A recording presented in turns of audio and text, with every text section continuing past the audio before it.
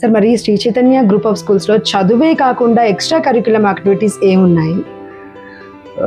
Right madam, actually ఒక school అంటే just చదువు నేర్పించేసి అన్నారు, ప్రైవేట్ అన్నారు. ప్రైవేట్ ఏమైపోయిందంటే పిల్లలు ఇప్పుడు లేనివాడు గవర్నమెంట్ స్కూల్లో పంపించాలి అన్న ఒక ఫోబియాలో ఎనీబడి ఎవరైనా గవర్నమెంట్ స్కూల్లో పంపించవచ్చు.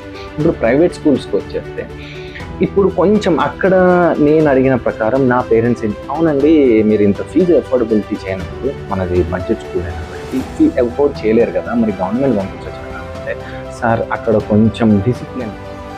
Sir ICSC, state syllabus, CBSE అంటూ చాలా ఉంటున్నాయి కదా, మరి వీటి గురించి వివరంగా చెప్పండి. ఓకే ఫైన్ మేడం, దీని మీద కూడా చాలా మందికి క్లారిటీ ఉండదు. మేము ఏ స్కూల్ వేస్తే బాగుంటుంది, ఇప్పుడు స్టేట్లో చదువుతున్నారు కదా మా ఓన్లీ సిబిఎస్ఈలో వేయాలన్నా ఐసిఎస్ఈలో వేయాలన్నా అని చాలామంది అడుగుతున్నారు. ఫస్ట్ ఆఫ్ ఆల్ వాళ్ళకి దీనిపైన అవగాహన క్లారిటీ రావాలి. స్టేట్ అంటే మన స్టేట్ గవర్నమెంట్ ఎస్సీఆర్టీ, నేషనల్ అంటే ఎన్సీఆర్టీ, రైట్.